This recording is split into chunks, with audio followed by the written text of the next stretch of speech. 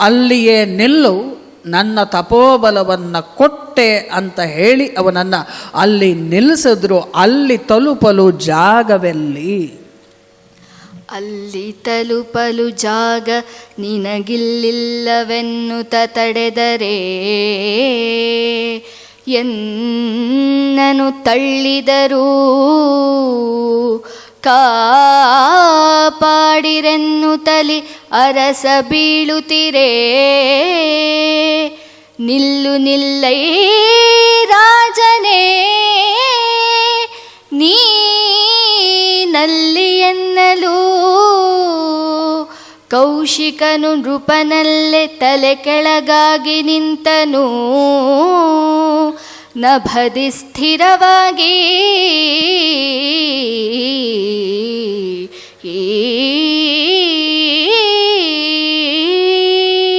ನಾವು ತ್ರಿಶಂಕು ಸ್ವರ್ಗ ಅಂತ ಕರಿತೀವಲ್ಲ, ಅದು ಈ ಹಂತ.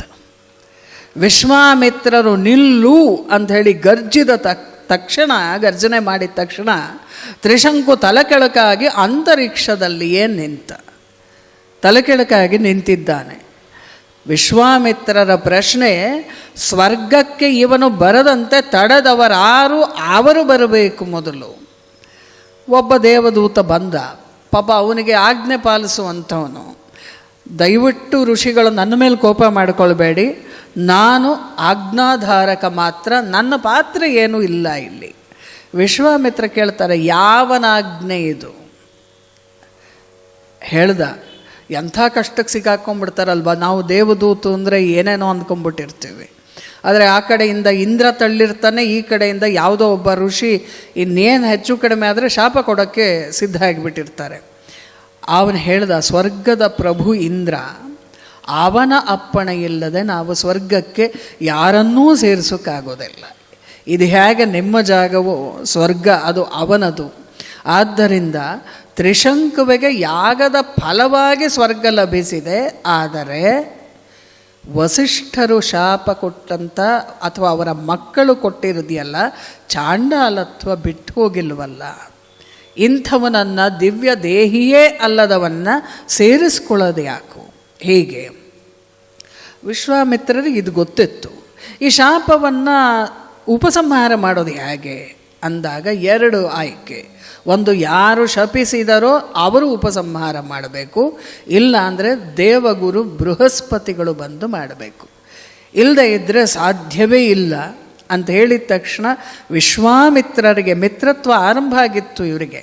ಆದರೆ ಕೋಪ ಜಾಸ್ತಿ ಆಯಿತು. ಈಗಿಲ್ಲ, ಜಾಸ್ತಿ ಆದ ತಕ್ಷಣ ಹೇಳ್ತಾರೆ, ನಿನ್ನ ಇಂದ್ರನಿಗೆ ಹೋಗಿ ಹೇಳು, ನನ್ನ ಆದೇಶ ಮತ್ತು ನಿರ್ಧಾರ ತ್ರಿಶಂಕು ಇಂದ್ರನೇ ಆಗುವನು. ಈಗ ಬರೀ ದೇಹದ ಸಮೇತ ಹೊರಟಿದ್ದ, ಈಗ ತ್ರಿಶಂಕುವೇ ಇಂದ್ರ ಆಗ್ತಾನೆ. ಇಂದ್ರಲೋಕದಲ್ಲಿ ನಿನ್ನ ಇಂದ್ರ ಅವನಿಗೆ ಜಾಗ ಕೊಡಿದಿದ್ದರೇನಂತೆ, ಅವನು ಇರುವ ಕಡೆಯಲ್ಲೇ ನಾನು ಇಂದ್ರಲೋಕವನ್ನು ಸೃಷ್ಟಿ ಮಾಡ್ತೇನೆ. ಇದು ವಿಶ್ವಾಮಿತ್ರನ ಸೃಷ್ಟಿ. ದೇವದೂತರು ನಡಗೋದ್ರು, ಅಲ್ಲಪ್ಪ ನೀವು ತಪಸ್ವಿಗಳು ಏನು ಬೇಕಾದ್ರೂ ಮಾಡ್ತೀರಿ, ಆದರೆ ನನಗಿದು ಸಂಬಂಧಪಟ್ಟಿದ್ದಲ್ಲ. ಜಮದಗ್ನಿಯನ್ನು ಕರೆದು ಹೇಳ್ತಾರೆ, ಆಪೋದೇವಿಯರ ದರ್ಶನವಾಗಿದೆ ನನಗೆ. ಬ್ರಹ್ಮಾಂಡವನ್ನು ಸೃಷ್ಟಿಸು ಮಾಡೋದಕ್ಕೆ ಏನು ಮಾಡಬೇಕು ಅಂತ ಹೇಳಿ ಎಲ್ಲವನ್ನೂ ಹೇಳಿದ್ದಾರೆ. ಈಗ ಪ್ರತಿಸ್ವರ್ಗವನ್ನು ಸೃಷ್ಟಿ ಮಾಡ್ತೀನಿ ಅಂದಾಗ ಜಮದಗ್ನಿ ನಕ್ಕ. ಅಷ್ಟು ದೂರ ಬಿಟ್ಟುಬಿಡ್ತಾರೆ ಅಂದ್ಕೊಂಡಿದೆಯಾ? ಲೋಕವನ್ನು ಪಾಲಿಸ್ತಾ ಇರೋ ಜನ ಇಲ್ಲ, ಸಾಧ್ಯ ಆಗಲ್ಲ ಅಲ್ವಾ? ಎಲ್ಲ ಇದೆ. ಆದರೆ ಒಂದು ಸರಿ ಪಕ್ಕಕ್ಕೆ ತಿರುಗಿ ನೋಡು, ಯಾರು ಬಂದಿದ್ದಾರೆ ಅಂತ. ಯಾವಾಗ ಜ್ಞಾನ ಹೆಚ್ಚಾಗ್ತಾ ಹೋಗುತ್ತೋ ಆವಾಗ ನೋಡುವ ದೃಷ್ಟಿ ಬದಲಾಗಬೇಕು. ಹಾಗೆ ಬಂದವರು ಯಾರು? ಎಂಥವನವನು? ಶುದ್ಧ ಕಾಂಚನದ ಎರಕದೊಳಗೆ ಬಂದ ಮೂರ್ತಿ.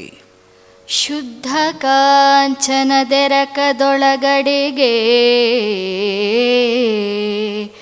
ಅದ್ದಿ ತೆಗೆದಿ ಹರಜತದಂತಿಹ ವೃದ್ಧ ತೇಜಸ್ವಿಯನು ಕಂಡನು ಮುನಿಯೂ ತನ್ನೆದುರು ಸಿದ್ಧ ಪುರುಷನ ನೋಡುತ್ತಿರಲು ಕ್ರುದ್ಧ ಕೌಶಿಕ ತಣ್ಣಗಾಗುತ್ತಲೀ ಎದ್ದು ಗೌರವ ತೋರಿದನು ಸುರಗುರು ಬೃಹಸ್ಪತಿಗೆ. ಬೃಹಸ್ಪತಿಗಳು ಬಂದರು ವಿಶ್ವಾಮಿತ್ರರಿನ ಕಡೆಗೆ. ಒಂದು ಕಡೆ ವೃದ್ಧಾಪ್ಯದ ಶಾಂತಿ, ತಾರುಣ್ಯದ ತೇಜಸ್ಸು ಎರಡನ್ನೂ ಒಟ್ಟಿಗೆ ಇಟ್ಕೊಂಡು ಬಂದಂಥವ್ರು. ಅವರನ್ನು ನೋಡಿದ್ರೆ ಬೆಳ್ಳಿಯ ದೇಹವನ್ನು ನೋಡಿದ ಹಾಗಾಗ್ತಾ ಇತ್ತು. ದೇವಗುರು ಬೃಹಸ್ಪತಿಯನ್ನು ಗುರುತು ಹಿಡಿದ್ರು ವಿಶ್ವಾಮಿತ್ರರು. ಎಲ್ಲ ಸತ್ಕಾರವನ್ನು ಮಾಡಾದ್ಮೇಲೆ ತಮಾಷೆ ಮಾಡ್ತಾರೆ ಬೃಹಸ್ಪತಿ. ಏನೋ ಮಹರ್ಷಿಗಳು ಬಹಳ ಕೋಪ ಬಂದಾಗಿದೆ, ಕ್ರೋಧದಿಂದ ಹೊಸ ಸೃಷ್ಟಿಗೇನೋ ಹೊರಟಿದ್ದೀರಿ, ಇದು ನಿಜವಾಗ್ಲೂ ಶ್ಲಾಘನೀಯವಾದ ಸಂಗತಿ. ಆದರೆ ಕ್ರೋಧದಿಂದ ಆದ ಸೃಷ್ಟಿಯ ಅನರ್ಥವನ್ನು ಏನಾದರೂ ನೀವು ಆಲೋಚನೆ ಮಾಡಿದ್ದೀರಾ? ಇದು ಜಗತ್ತಿಗೆ ಕೇಳುವ ಪ್ರಶ್ನೆ. ನಮ್ಮ ಮೂಗಿನ ನೇರಕ್ಕೆ ಮಾಡಿಕೊಳ್ಳುವ ಸೃಷ್ಟಿ ಅನರ್ಥ ಪರಂಪರೆಯನ್ನು ಸೃಷ್ಟಿಸಬಹುದೇ ಹೊರತು ಸರಿಯಾದ್ದನ್ನು ಮಾಡೋಕ್ಕಾಗೋದಿಲ್ಲ. ಈಗಾಗಲೇ ನಾವು ಯುದ್ಧಗಳನ್ನು ನೋಡ್ತಾ ಇದ್ದೀವಿ. ಅದು ಏನನ್ನು, ಎಷ್ಟು ಹಾನಿಯನ್ನು, ಎಷ್ಟು ಹಿಂಸೆಯನ್ನು ತಂದು ಒಡ್ತಾ ಇದೆ ಅಂಥೇಳಿ. ಆಗ ವಿಶ್ವಾಮಿತ್ರರ ಮನಸ್ಸು ಶಾಂತವಾಯಿತು. ಅನರ್ಥ ಅನ್ನುವ ಪದವನ್ನು ಕೇಳಿದ ತಕ್ಷಣ ಅರ್ಥ ಆಯಿತು, ಲೋಕವನ್ನೆಲ್ಲ ಹಾಳು ಮಾಡುವಂತಹ ಒಂದು ಅಗ್ನಿಕುಂಡವನ್ನು ಸೃಷ್ಟಿ ಮಾಡೋಕ್ಕೆ ನಾನು ಹೊರಟಿದ್ದೆ ಅಂತ ಹೇಳಿ. ಆಮೇಲೆ ಅನ್ನಿಸ್ಬಿಡುತ್ತೆ, ನಾನು ಮಹರ್ಷಿಯ ಜಾಗಕ್ಕೇನೋ ಬಂದೆ, ಆದರೆ ನನ್ನ ಮನಸ್ಸಿನಲ್ಲಿನ ಕ್ರೋಧ ಇದೆಯಲ್ಲ, ಆ ಬೀಜ ರೂಪದ್ದು ಅದಿನ್ನೂ ಅಳಿಸಿ ಹೋಗಿಲ್ಲ ಅಂತ ಹೇಳಿ ಅನ್ನಿಸ್ಬಿಟ್ಟು ಹೇಳಿ ಗುರುಗಳನ್ನು ಮತ್ತೆ ನೋಡ್ತಾರೆ.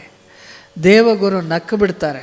ನನ್ನಿಂದ ಏನಾದರೂ ತೊಂದರೆ ಆಯಿತೋ ಏನೋ ನಿಮ್ಮ ಕಾರ್ಯಕ್ಕೆ, ಸೃಷ್ಟಿ ಕಾರ್ಯ ನಿಮ್ಮ ಪಾಡಿಗೆ ನೀವು ಮಾಡಿಕೊಳ್ಳಬಹುದು ಅಂದಾಗ ಕ್ಷಮೆ ಕೇಳ್ತಾರೆ. ದಯವಿಟ್ಟು ಕ್ಷಮಿಸಿಬಿಡಿ, ನನಗೆ ಇದು ಅರ್ಥ ಆಗಲಿಲ್ಲ, ಹಾಗಾಗಿ ಮಾಡಿದೆ. ಒಂದು ಸ್ವರ್ಗ ಏರ್ಪಟ್ಟಾಗ ಅದಕ್ಕೊಂದು ನಿಯಮ ಇದೆ ಅನ್ನೋದಿದೆಯಲ್ಲ, ಅಂದರೆ ಒಂದು ಧರ್ಮದಿಂದ ಇನ್ನೊಂದು ಧರ್ಮಕ್ಕೆ ಧಕ್ಕೆ ಬಾರದ ರೀತಿಯಲ್ಲಿ ನಡ್ಕೊಳ್ಬೇಕು. ನಮ್ಮೆಲ್ಲರಿಗೂ ಒಂದು ಧರ್ಮ ಇದೆ ಅಲ್ವಾ? ಧರ್ಮ ಅಂದರೆ ಜಾತಿ ಅಂತ ದಯವಿಟ್ಟು ತಗೊಳ್ಬೇಡಿ. ಆದರೆ ನಮ್ಮ ಧರ್ಮವನ್ನು ಪಾಲಿಸಬೇಕಾದ್ರೆ ಇನ್ನೊಬ್ಬ ವ್ಯಕ್ತಿಯ ಧರ್ಮಕ್ಕೆ ನಮ್ಮಿಂದ ಧಕ್ಕೆ ಬರಬಾರ್ದು. ಧಕ್ಕೆ ಬಂತು ಅದು ಧರ್ಮ ಆಗೋದಿಲ್ಲ, ತಕ್ಷಣವೇ ಅದು ಅಧರ್ಮ ಮತ್ತು ಅನೀತಿಗೆ ಬಂದುಬಿಡತ್ತೆ. ಅಷ್ಟು ಸೂಕ್ಷ್ಮದ ಎಳೆಗಳು. ನಮ್ಮ ತಪವೋ ಜಪವೋ ಅನುಷ್ಠಾನವೋ ಇನ್ಯಾರಿಗೂ ಹಿಂಸೆಯನ್ನು ತರ್ತಾ ಇದೆ ಅಂತಂದರೆ ಅದರ ಅರ್ಥ ಸರಿಯಾದ ದಾರಿಯಲ್ಲಿ ಇಲ್ಲ ಅಂತ. ಯಾಕೆ ಅಂದರೆ ಎಲ್ಲರೂ ಕೂಡ ಏನನ್ನು ಪಾಲಿಸ್ತಾ ಇದ್ದಾರೆ ಅಂದರೆ, ಜೊತೆಯಲ್ಲಿ ಇರುವುದೇ ಈ ಬ್ರಹ್ಮವಸ್ತು, ಈಶಾವಾಸ್ಯ ಅದನ್ನೇ ಮಾಡುವಂಥದ್ದು. ಸರ್ವಂ ಖಲ್ವಿದಂ ಬ್ರಹ್ಮ, ಎಲ್ಲ ಕಡೆಯೂ ಬ್ರಹ್ಮವಸ್ತುವೇ ಇದ್ದಾಗ, ಬ್ರಹ್ಮವನ್ನೇ ಬೇಕು ಅಂತ ಪ್ರಾರ್ಥನೆ ಮಾಡ್ತಿದ್ದಾಗ, ಆ ಧರ್ಮ ಇನ್ನೊಬ್ಬರಿಗೆ ತೊಂದರೆ ಕೊಟ್ಟರೆ ಧರ್ಮ ಅಂತ ಯಾವ ದೃಷ್ಟಿಯಿಂದಲೂ ಕರೆಯೋದಕ್ಕೆ ಸಾಧ್ಯ ಆಗೋದಿಲ್ಲ. ಆದ್ದರಿಂದ ಇಂದ್ರನಿಗೆ ತೃಪ್ತಿಯಾಗಲಿ ಅಂತ ಯಾಗಕ್ಕೇನೋ ಮಾಡಿದೆ. ಇಂದ್ರ ನೀನು ಕರೆದಾಗ ಬರಲಿಲ್ಲ ಅಂತ ಅಂದ ತಕ್ಷಣ ಈ ಮಟ್ಟಿಗೆ ಕೋಪ ತಾಳೋದು ಎಷ್ಟರ ಮಟ್ಟಿಗೆ ಸರಿ? ನೀನೇನಾದರೂ ಅಂಗೀರಸನನ್ನು ಕೇಳಿದೆಯಾ? ಅಗ್ನಿಯ ಸ್ವರೂಪವನ್ನು ಅಂಗೀರಸ ಅಂಥೇಳಿ ಕರೀತಾರೆ. ಇನ್ನೊಂದು ಇಂದ್ರನನ್ನು ಸೃಷ್ಟಿ ಮಾಡ್ತೀನಿ ಅಂತ ಹೊರಟಿಯಲ್ಲ, ಇದು ಯಾವ ಮಟ್ಟಿಗೆ ನ್ಯಾಯ ಅನ್ನುವ ಮಾತನ್ನು ಹೇಳಿದಾಗ ಜಮದಗ್ನಿಯೂ ಕೂಡ ಹೇಳ್ತಾರೆ, ದಯವಿಟ್ಟು ಕ್ಷಮಿಸಿಬಿಡಿ, ನಾವು ಶಕ್ತಿಯ ಮೇಲೆ ವಿದ್ಯೆಯನ್ನು ಪ್ರಯೋಗಿಸಿದ್ದು ತಪ್ಪಾಯಿತು ಅಂತ ಹೇಳಿದಾಗ ಬೃಹಸ್ಪತಿಗೆ ಹೇಳ್ತಾರೆ, ಅದೆಲ್ಲ ಇರಲಿ, ನಿಮ್ಮ ತಪ್ಪು ಸರಿಯಲ್ಲ. ವಸಿಷ್ಠರ ಆಶ್ರಮದಲ್ಲಿ ಏನಾಗಿದೆ ಅಂತಲೂ ನೀವು ಒಂದು ಸರಿ ನೋಡಬೇಕಲ್ಲ, ನೇರ ನೋಡಿ ನೇರ ನೋಡಿರಲು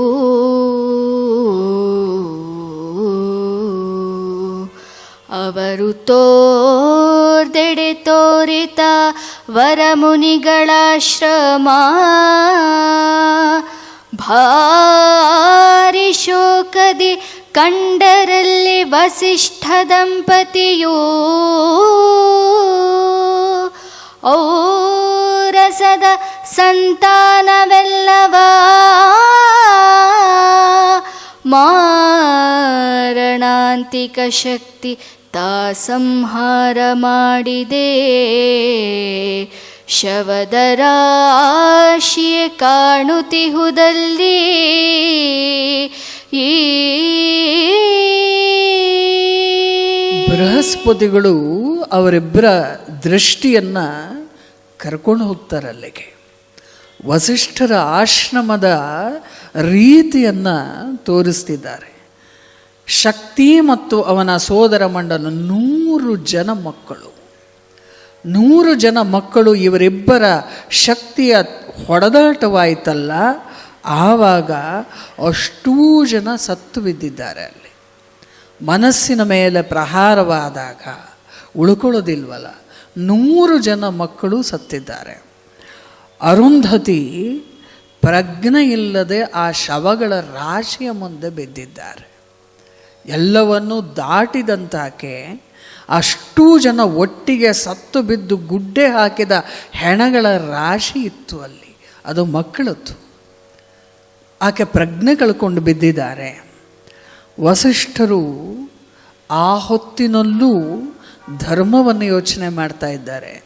ಇದು ದುರ್ಮರಣ, ಸರಿಯಾದ ಸಹಜವಾದ ಸಾವು ಬಂದಿಲ್ಲದೆ ಇರೋದರಿಂದ ಇವರಿಗೆ ಉತ್ತರ ಕ್ರಿಯೆಗಳನ್ನೂ ಮಾಡೋಕ್ಕಾಗೋದಿಲ್ಲ. ಇನ್ನು 3 ತಿಂಗಳು ಈ ಹೆಣಗಳ ರಾಶಿಯನ್ನು ಇಟ್ಕೊಂಡು ಅಲ್ಲಿವರೆಗೆ ಬದುಕನ್ನು ನಡೆಸೋದಿದೆಯಲ್ಲ, ಅದು ಹೇಗೆ ಅಂದ್ಹೇಳಿ ಯೋಚನೆ ಮಾಡ್ತಾ ಇದ್ದಾಗಲೇ ನಮಗೆ ಕರಿ ಕಂಬಳಿ ನೆನಪಿದೆ ಅಲ್ವ, ಬಂದವನು ಯಾರು ಅಂತ ಹೇಳಿ. ಆಶ್ರಮದ ಬಾಗಿಲಲ್ಲಿ ಕರಿ ಕಂಬಳಿ ಹೊದ್ದ ವ್ಯಕ್ತಿಯೊಬ್ಬ ಬಂದು ವಸಿಷ್ಠರಿಗೆ ಸಂದೇಶವನ್ನು ಕೊಡ್ತಾರೆ. ಇದೇ ನಾನು ಬಯಸಿದ್ದು ಅಂತ. ಎಷ್ಟು ಕಷ್ಟ ಅಲ್ವಾ ಈ ಮಟ್ಟಕ್ಕೆ ಜ್ಞಾನಿಗಳಾಗೋದು. ಪೂರ್ತಿ ಆ ಶವದ ರಾಶಿಯನ್ನು ಇಟ್ಕೊಂಡು ವಸಿಷ್ಠರು ಏನು ಅಂತ ಕೇಳಿದಾಗ ಅವನು ಹೇಳ್ತಾನೆ, ಕಲಿ, ಇದು ನಿಮ್ಮ ಜ್ಞಾನವನ್ನು ಕಳ್ಕೊಳ್ಳೋದಿಕ್ಕೆ ಸರಿಯಾದ ಕಾಲ. ನೀವು ಬ್ರಹ್ಮಜ್ಞಾನಿಗಳಾಗಿ ಸಂಯಮಿಗಳಾಗಿದ್ರಲ್ಲ, ಅದರಿಂದ ಕೆಳಗಿಳಿಯುವ ಕಾಲ ಅಂತ ಹೇಳಿದ ತಕ್ಷಣ ಈ ವಸಿಷ್ಠರು ಆಗಬಹುದು ಅಂತ ಒಪ್ಪಿಗೆ ಕೊಟ್ಟರು. ಪೂರ್ತಿ ನಾನು ಅದರಿಂದ ಹೊರಗೆ ಬರ್ತೀನಿ ಅಂಥೇಳಿ ಹಾಗೆ ಹೇಳಿದ ಕೂಡಲೇ ಈಗಷ್ಟೇ ಹೇಳಿದ ಮಾತುಗಳ ಬದಲಾಗಿ 100 ಶವಗಳಿಗೂ ಕೂಡ ಶವ ಸಂಸ್ಕಾರವನ್ನು ಮಾಡಿಸ್ಬಿಡ್ತಾರೆ. ಆ ಚಿತೆಯನ್ನು ನೋಡಿ ಅರುಂಧತಿಗೆ ತಡೆಯೋಕ್ಕಾಗದೆ ಅದಕ್ಕೆ ಬೀಳಕ್ಕೆ ಹೋಗ್ತಿದ್ದಾಳೆ. ಅರುಂಧತಿ, ನನ್ನ ಕೈಲಿ ಆಗೋದಿಲ್ಲ, 1 ಮಗುವು ಉಳಿದಿಲ್ಲ, ಇಷ್ಟು ಜನಕ್ಕೆ ನಾನು ಜನ್ಮ ಕೊಟ್ಟು ಯಾವ ತಪ್ಪಿಗೆ ಶಿಕ್ಷೆ ಇದು, ಅಷ್ಟೂ ಜನ ಸತ್ತಿದ್ದಾರೆ ಅಂಥೇಳಿ ಅಂದರೆ ಆಗ ಅರುಂಧತಿಯನ್ನು ತಡೆದ ವಸಿಷ್ಠರು ಆಕೆಯ ಮನಸ್ಸಿನಲ್ಲಿದ್ದ ಪೂರ್ಣ ಪ್ರಮಾಣದ ಶೋಕವನ್ನು ತನ್ನೊಳಗೆ ಆವಾಹನೆ ಮಾಡಿಕೊಂಡ್ರು. ಇದು ಕಲಿಗೆ ಬೇಕಾಗಿತ್ತು. ಯಾವಾಗ ಆ ಶೋಕವನ್ನು ಧಾರಣೆ ಮಾಡಿದ್ರು, ಶೋಕವನ್ನು ಧಾರಣೆ ಮಾಡೋದು ಅಂದರೆ ನೀವು ಯಾವುದಾದ್ರೂ ಗುರುವನ್ನು ನೋಡಿದರೆ ಅರ್ಥ ಆಗುತ್ತೆ. ನಮಗೆ ಆಗಬೇಕಾದ ಯಾವುದೋ ಅವಘಡವನ್ನೋ ಮತ್ತೊಂದನ್ನೋ ಅವರು ತಮ್ಮ ಮೇಲೆ ತಗೊಂಡಂತಹ 100 ಉದಾಹರಣೆಗಳು ಸಿಕ್ಕತ್ತೆ. ಇದು ಅನುಭವದ ಜಗತ್ತಿಗೆ ಸಂಬಂಧಪಟ್ಟಂತಹ ಸಂಗತಿ. ಯಾಕಂದರೆ ಯಾರ್ಯಾರ ತಲೆ ಒಡಿಬೇಕಾದಾಗ ಇವರು ತಮ್ಮ ಕೈಯೋ ಕಾಲನ್ನು ಒಡ್ಕೊಂಡು ಅದನ್ನು ಮುಗಿಸಿಬಿಡ್ತಾ ಇದ್ದಂತಹ ಕೆಲಸವನ್ನು ಗುರುಗಳು ಮಾಡಿದ್ದನ್ನು ಇದರಲ್ಲಿ ಸಾಕಷ್ಟು ಜನ ನೋಡಿದ್ದೀರಾ ಅಂತ ಭಾವಿಸಿದ್ದೇನೆ ನಾನು. ಯಾವಾಗ ಪುತ್ರ ಶೋಕವನ್ನು ತಗೊಂಡ್ರೋ ಬ್ರಹ್ಮಾನಂದದಲ್ಲಿದ್ದಂತಹ ವಸಿಷ್ಠರು ದೈನ್ಯದ ಸ್ಥಿತಿಗೆ ಬಂದು ತಲುಪಿಬಿಟ್ರು. ದೈನ್ಯದ ಸ್ಥಿತಿಗೆ ಬಂದು ತಲುಪಿ ಎಲ್ಲಿ ಹೇಗೆ ಓಡಾಡೋಕ್ಕೆ ಆರಂಭ ಮಾಡಿದ್ರು ಅಂದರೆ ಅದನ್ನು ನೋಡ್ತಾ ಇದ್ದ ವಿಶ್ವಾಮಿತ್ರರಿದ್ರಲ್ಲ, ಅವರ ಸಂಕಟ, ನಾನು ವಸಿಷ್ಠರಿಗೆ ಹೀಗೆ ಮಾಡಿಬಿಟ್ನ ಅಂತ ಹೇಳಿ ಸಂಕಟವನ್ನು ಪಡೋದಕ್ಕೆ ಆರಂಭ ಮಾಡಿದ್ರು. ದೇವಗುರುಗೆ ಅರ್ಥ ಆಯಿತು, ವಿಶ್ವಾಮಿತ್ರ ನೀನು ನಿಜವಾಗಲೂ ಬ್ರಹ್ಮರ್ಷಿಯಾಗುವುದಕ್ಕೆ ಯೋಗ್ಯತೆಯನ್ನು ಪಡ್ಕೊಂಡಿರುವಂಥವನು. ಈ ತ್ರಿಶಂಕು ನೀನು ಏನು ಕೋರಿಕೆಯನ್ನು ಕೊಟ್ಟಿದ್ನೋ ಆ ಮಾದರಿಯಲ್ಲಿ ಇಂದ್ರ ಆಗ್ತಾನೆ. ಒಂದು ಸಣ್ಣ ಲೋಕವನ್ನು ಕಲ್ಪಿಸಿಕೊಡು, ಅಲ್ಲಿ ನಕ್ಷತ್ರ ಗ್ರಹ ಎಲ್ಲವೂ ಇರುತ್ತೆ, ಹಠ ಹಿಡಿಬೇಡ ನೀನು ಅಂತ ಹೇಳಿ ಅವರಿಗೆ ಸಮಾಧಾನ ಮಾಡ್ತಾರೆ. ಅದಾದಮೇಲೆ ಹೇಳ್ತಾರೆ, ಯಾಕೆ ಇದನ್ನು ತಡೆದ್ರಿ ನೀವು ಅಂದಾಗ ದೇವಗುರು ನಕ್ಕಬಿಟ್ಟು ಹೇಳ್ತಾರೆ, ಇದನ್ನು ನಿನಗೆ ಆಯ್ಕೆ ಅಂತ ಕೊಟ್ಟಿದ್ದು, ಬ್ರಹ್ಮಜ್ಞಾನಿಯಾಗಕ್ಕೆ ಹೊರಟಿದ್ದೀಯಾ ಅಂತ. ಈ ಜಗತ್ತಿನಲ್ಲಿ ಚತುರ್ಮುಖ ಬ್ರಹ್ಮನ ಪರಬ್ರಹ್ಮನ ಅಪ್ಪಣೆ ಇಲ್ಲದೆ ಏನೂ ಕೂಡ ನಡೆಯೋದಿಲ್ಲ. ಈ ಜಗತ್ತಿನಲ್ಲಿ ಒಂದು ಕಣ ಎರಡು ಆಗಬೇಕು ಅಂತ ಏನಾದ್ರು ತೀರ್ಮಾನವಾಗಿದ್ದರೆ ಅದಕ್ಕೆ ವಿಧಿಯ ಅಪ್ಪಣೆ ಬೇಕೇ ಬೇಕು. ವಿಧಿಯ ಅಪ್ಪಣೆ ಇಲ್ಲದೆ, ಅದರ ಗಮನಕ್ಕೆ ಬಾರದೆ ಈ ಜಗತ್ತಿನಲ್ಲಿ ಏನೂ ಕೂಡ ನಡೆಯೋದಿಲ್ಲ. ಅವನಿಲ್ಲದೆ ತೃಣವೂ ಚಲನೆಯನ್ನು ಮಾಡೋದಕ್ಕೆ ಸಾಧ್ಯವಿಲ್ಲ. ತೃಣಮಪಿ ನ ಚಲತಿ, ಸಾಧ್ಯವೇ ಇಲ್ಲ. ಕೇನೋಪನಿಷತ್ತು ಇದರ ಬಗ್ಗೆ ಒಂದು ವಿಸ್ತಾರವಾದ ಚರ್ಚೆಯನ್ನು ಮಾಡುತ್ತೆ. ಒಂದು ಸರಿ ದೇವತೆಗಳು ಸಭೆ ಸೇರಿರ್ತಾರೆ, ಪರೀಕ್ಷೆ ಮಾಡೋದಕ್ಕೆ ಅಂಥೇಳಿ ಪರಬ್ರಹ್ಮ ವಸ್ತು ಒಂದು ಯಕ್ಷನ ರೂಪದಲ್ಲಿ ಬರುತ್ತೆ. ಬಂದು ಸುಮ್ಮನೆ ಪ್ರಶ್ನೆ ಮಾಡ್ತಾರೆ, ಯಾರು ಇಲ್ಲಿರುವವರಲ್ಲಿ ಅತ್ಯಂತ ಶಕ್ತಿವಂತರು, ಸಾಮರ್ಥ್ಯವಂತರು ಅಂತ ಹೇಳಿ. ಆಗ ಅಗ್ನಿ ಹೇಳ್ತಾನೆ, ನಾನು ಅಗ್ನಿಯನ್ನು ತಡೆಯೋದಕ್ಕೆ ಸಾಧ್ಯವಾ? ತಸ್ಮಿನ್ ಸ್ವೈ ಕಿಂ ವೀರ್ಯಮಿತ್ಯಪೀದಂ ಸರ್ವಂ ದಹೇಯಂ ಯದಿದಂ ಪೃಥಿವ್ಯಾಮಿತಿ. ಈ ಪೃಥ್ವಿ ತತ್ವದಲ್ಲಿ ಏನೇನು ಅಂತ ಅಸ್ತಿತ್ವ ಅಂತ ಇದೆಯೋ ಅವೆಲ್ಲವನ್ನೂ ಕೂಡ ನಾನು ಸುಟ್ಟು ಬಿಡಬಲ್ಲೆ ಅಂದ ತಕ್ಷಣ ಯಕ್ಷ ಏನು ಮಾಡ್ದ, ಓ ಹೌದೋ ಅಂತ ಹೇಳಿ ಒಂದು ತೃಣವನ್ನು ಅಲ್ಲಿಟ್ಟ. ತೃಣ ಅಂದರೆ ಒಂದು ಗರಿಕೆ ಅಂತ ಇಟ್ಕೊಳ್ಳೋಣ. ಇಟ್ಟು ಇದನ್ನು ಸುಟ್ಟು ಬಿಡಪ್ಪ ಅಂತ ಹೇಳ್ದ. ತಸ್ಮೈ ತೃಣಂ, ಭೂಮಿನ ಆಮೇಲೆ ಸುಡುವಂತೆ ಪುರುಸೊತ್ತಾಗಿ ಈ ತೃಣವನ್ನು ಮೊದಲು ಸುಡು, ನೋಡೋಣ ಹ್ಯಾಕೆ ಸುಡ್ತೀಯ. ತಸ್ಮೈ ತೃಣಂ ನಿದಧಾವೇ ತದ್ದಹೇತಿ. ಆ ತೃಣವನ್ನು ಸುಡುವ ಶಕ್ತಿ ಅಗ್ನಿಗಿರಲಿಲ್ಲ. ತಕ್ಷಣ ವಾಯು ಬಂದ, ನಾನು ಏನು ಬೇಕಾದ್ರೂ ಹಾರಿಸಿಬಿಡ್ತೀನಿ, ನನಗೆ ಏನು ಬೇಕಾದರೂ ಆಗತ್ತೆ.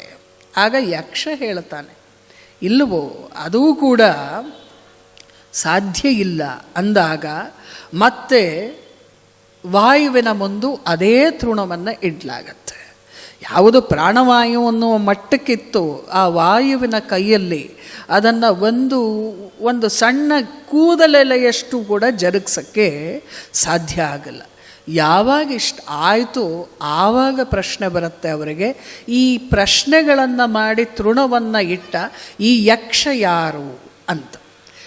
ಆವಾಗಲೇ ಅವರಿಗೆ ಪ್ರಶ್ನೆ ಹುಟ್ಟಿದ್ದು, ಕೇನೇಷಿತಂ ಪತತಿ ಪ್ರೇಷಿತಂ ಮನಃ ಕೇನ ಪ್ರಾಣಃ ಪ್ರಥಮಃ ಪ್ರೈತಿಯುಕ್ತ ಕೇನೇಷಿತಾಂ ವಾಚಮಿಮಾಂ ವದಂತಿ ಚಕ್ಷುಃ ಶ್ರೋತ್ರಂ ಕೌದೇವೋ ಯುನಕ್ತಿ.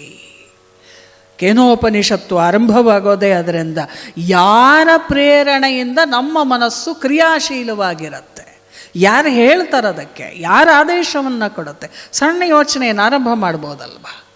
ಉಪನಿಷತ್ತುಗಳೆಲ್ಲ ಖಂಡಿತ ಕಬ್ಬಿಣದ ಕಡದೆ ಅಲ್ಲ, ಅದರ ಹತ್ತಿರಕ್ಕೆ ಹೋಗಿ ನಾವು ಕೂತ್ಕೋಬೇಕಷ್ಟೆ. ನಾವು ಕೂತ್ಕೊಂಡ್ರೆ ಮಿಕ್ಕಿದ್ದೆಲ್ಲ ಸರಿಯಾಗ್ತಾ ಹೋಗುತ್ತೆ. ಯಾರ ಪ್ರೇರಣೆಯಿಂದ ನಮ್ಮ ಮನಸ್ಸು ಕ್ರಿಯಾಶೀಲವಾಗಿ ಹೀಗೇ ಹೋಗಬೇಕು ಅನ್ನೋದನ್ನು ಹೇಳುತ್ತೆ.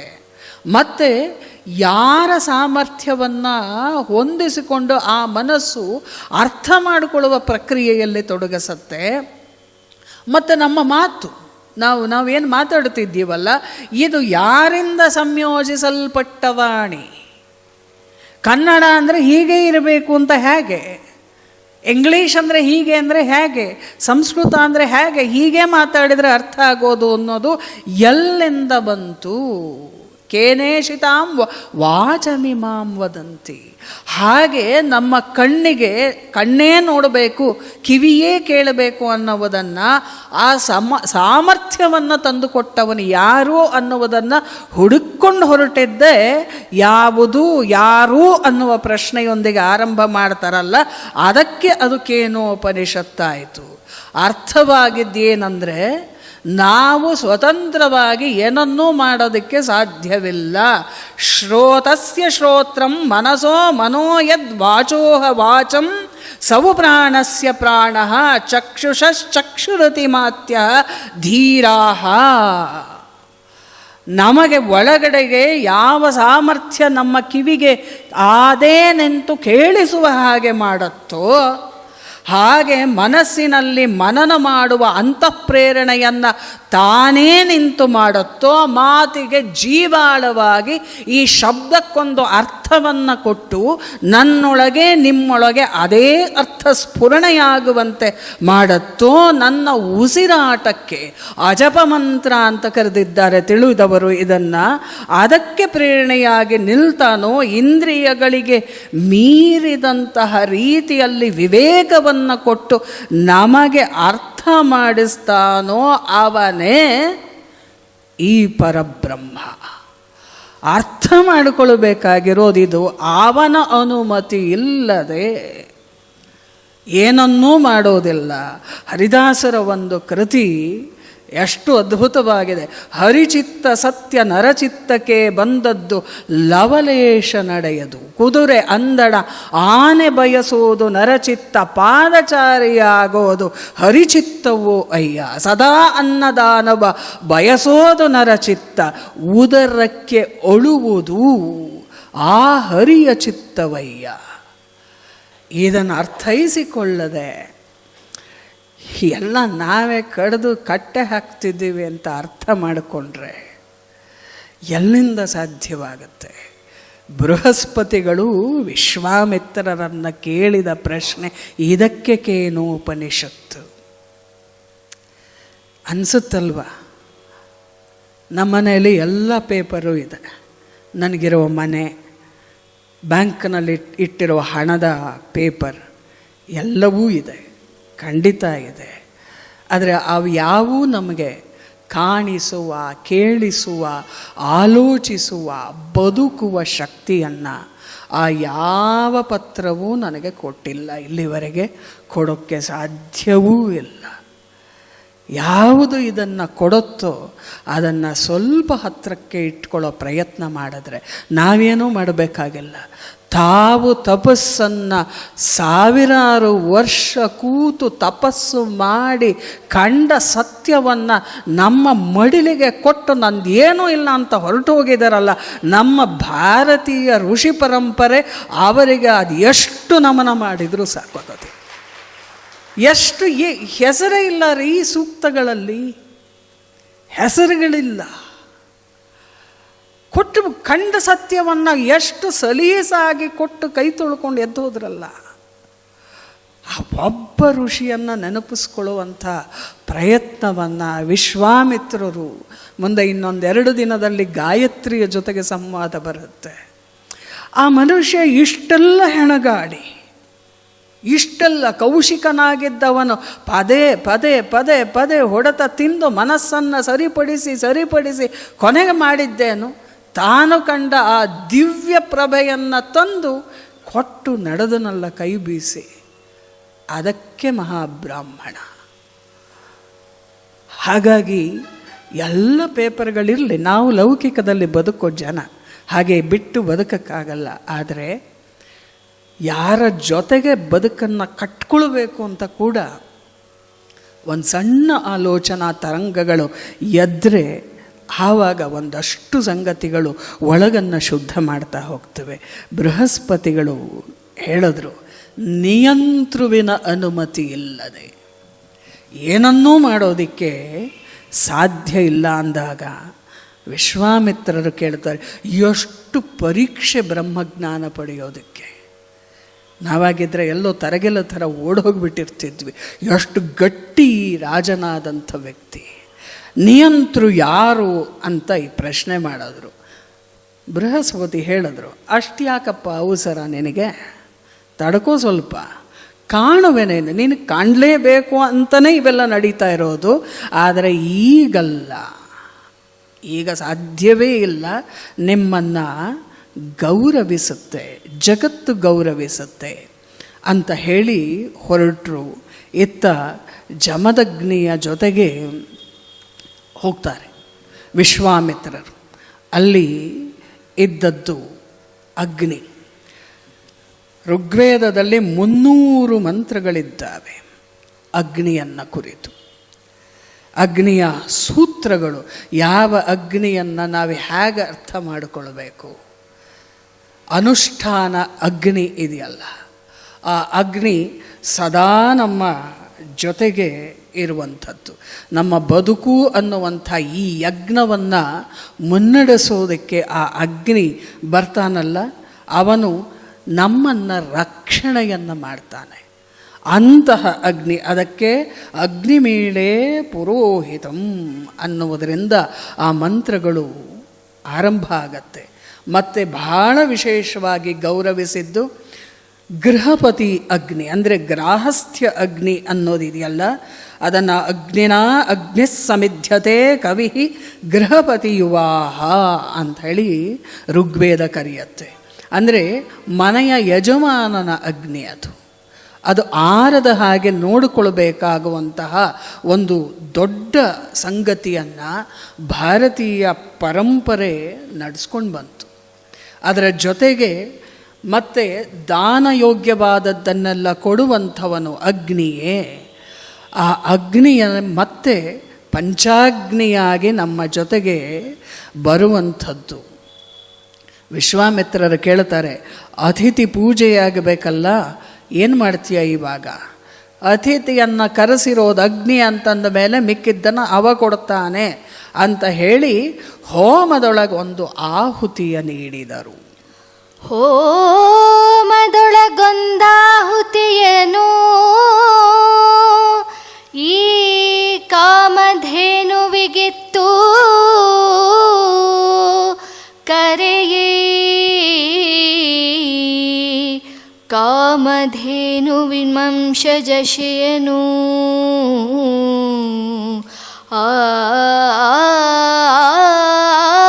ಶಬಲೆಯನು ಮುನಿಯೇ ಭೂಮಿಯೊಳು ನೀನಿರುವರೆಗೀಗೆ ಈ ಧಾಮವನು ಸಲಹುವುದು ಕೇಳೆಂದೋ ಆ ಮರುತ್ವಾನನು ವಿನೂತನವನವ ಮುನಿಗಿತ್ತ ಆ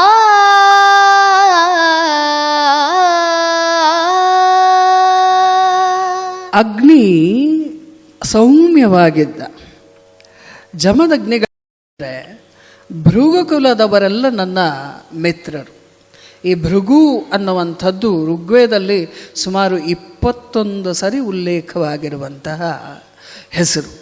ಅಂದರೆ ಭೃಗವತ್ ಅನ್ನುವಂಥದ್ದು ಕೂಡ ಪ್ರಯೋಗವಾಗಿದೆ. ಹಾಗಾಗಿ ಈ ಭೃಗುಗಳು ಪೌರಾಣಿಕ ವ್ಯಕ್ತಿಗಳ ಒಂದು ಗುಂಪು ಅಂತ ಹೇಳಿ ನಿರ್ದೇಶಿತವಾಗಿದೆ.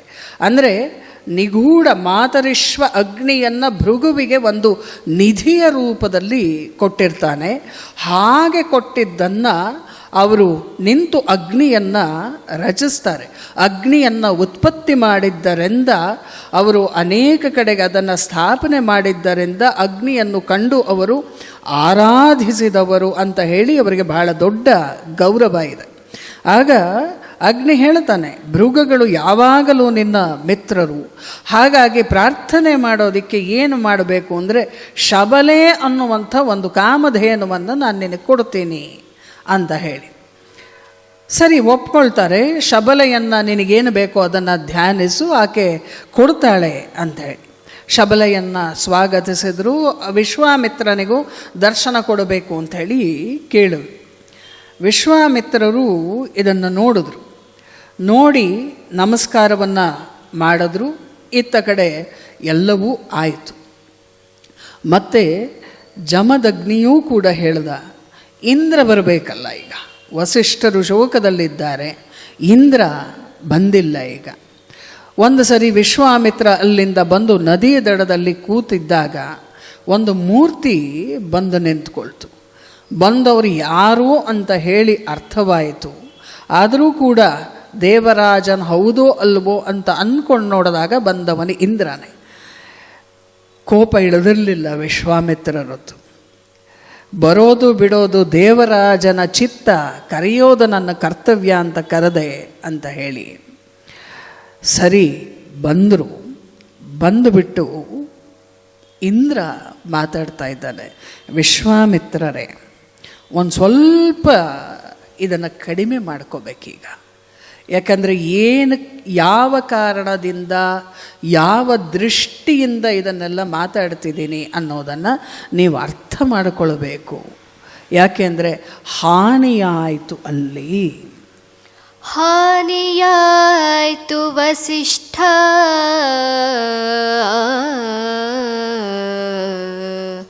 ಪುತ್ರರ ಪ್ರಾಣ ಹೋಯಿತು, ನೀನು ಸೆಳೆಯಲು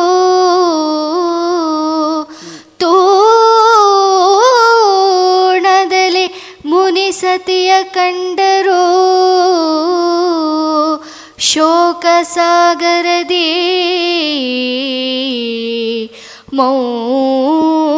ಮೌನವಾಗಿಯೇ ಶೋಕ ಸಕಲವ ತಾನೆ ಧರಿಸಿದರು. ಅಂದು ವರಮುನಿ ನಾನು ನೀನು ನಿಮಿತ್ತ ಮಾತ್ರರು,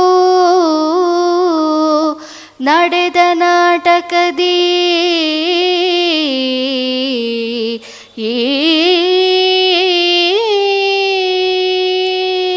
ಇಂದ್ರನೇ ಹೇಳಿದ ಮಾತು, ಇದೊಂದು ನಾಟಕ, ನಾವು ನಿಮಿತ್ತರಾಗಿ ಕಾರ್ಯನಿರ್ವಹಿಸ್ತಿದ್ದೀವಿ. ವಿಶ್ವಾಮಿತ್ರರು ಕೇಳಿದ್ರು, ನಿನಗೂ ಇಂಥದ್ದೊಂದು ಸ್ಥಿತಿ ಬರುತ್ತಾ? ಆಗ ಇಂದ್ರ ಹೇಳ್ತಾನೆ, ನೋಡು, ಸಂಧಿಕಾಲದಲ್ಲಿ ನಾವಿದ್ದೀವಿ, ಈ ಧರ್ಮ ಕಮ್ಮಿ ಆಗ್ತಾ ಇದೆ ಅಂತ ಹೇಳಿ ಇಡೀ ಲೋಕ ವ್ಯಥೆ ಪಡುತ್ತೆ. ಜೊತೆಯಲ್ಲಿ ಇದ್ದವರ ಮೇಲಾಗುವ ಅನಾಚಾರ, ಅತ್ಯಾಚಾರ ಇದನ್ನೆಲ್ಲ ನೋಡಿದಾಗ ಒಳಗಡೆಯಿಂದ ಸಂಕಟ ಆಗತ್ತೆ. ಆ ವ್ಯಥೆ ಆಗೋದು ಯಾವಾಗ ಹೋಗಬಹುದು ಅಂದರೆ, ಪಂಚಭೂತಗಳ ವ್ಯಥೆಯನ್ನು ಯಾರು ಒಬ್ಬ ಮಹಾನುಭಾವ ಧಾರಣೆಯನ್ನು ಮಾಡಿಕೊಂಡಾಗ ಮಾತ್ರ ಆ ವ್ಯಥೆ ಹೋಗುತ್ತೆ. ಈ ವಸಿಷ್ಠ ಅವನಿಗೆ ಯಾವ ವ್ಯಥೆಯೂ ಇಲ್ಲ.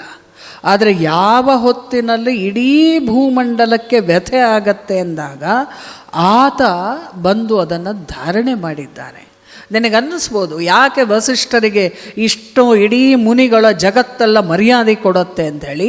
ಅದಕ್ಕೆ ಒಂದು ವೃತ್ತಾಂತ ಇದೆ, ಹೇಳು ನೀನು ಕೇಳಿಸ್ಕೋಬೇಕದನ್ನು. ಯಾಕೆ ಅಂದರೆ, ನಾನು ವೃತ ಅನ್ನುವವನು ರಾಕ್ಷಸ, ನಿಮ್ಗೆ ಅವನ ಬಗ್ಗೆ ಗೊತ್ತಿದೆ. ಅವನನ್ನು ಸಾಯಿಸಬೇಕು ಅಂತ ಹೇಳಿ ಹೊರಟಾಗ ವೃತ ಏನು ಮಾಡ್ದ, ರೂಪ ಮನಸ್ಕೊಂಡು ಪೃಥ್ವೀಭೂತವನ್ನು ಹಿಡ್ದ. ಪೃಥ್ವೀಭೂತ ಅಂದರೆ ಇದು ಪಂಚಭೂತ ಅಂತ ಅರ್ಥ ಮಾಡ್ಕೊಳ್ಬೇಕು. ಆ ಪೃಥ್ವಿಯನ್ನು ಹಿಡಿದಾಗ ಆ ಎಲ್ಲೆಲ್ಲಿ ಪೃಥ್ವಿ ಇದೆಯೋ ಅಲ್ಲೆಲ್ಲ ದುರ್ಗಂಧ ಹರಡೋಕ್ಕಾರಂಭ ಆಯಿತು. ನಮಗೆ ಪ್ರಶ್ನೆಗಳು ಬರುತ್ತೆ, ಯಾಕೆ ದುರ್ಗಂಧ ಎಲ್ಲ ಬಂತು, ಏನೆಲ್ಲ ಬಂತು ಅಂದಾಗ ಇಂಥ ಕಾರಣಗಳನ್ನು ಕನೆಕ್ಟ್ ಮಾಡಿಕೊಳ್ಳೋದನ್ನು ಅಭ್ಯಾಸ ಮಾಡಬೇಕು. ಹಾಗೆ ದುರ್ಗಂಧ ಹಿಡಿದಾಗ ನಾನು ಹೊಡೆಯೋಕ್ಕೆ ಎಲ್ಲಿಂದ ಅಂತ ಹೊಡಿಲಿ, ಇಡೀ ಭೂಮಿ ತತ್ವವನ್ನು ಹೊಡಿಬೇಕು.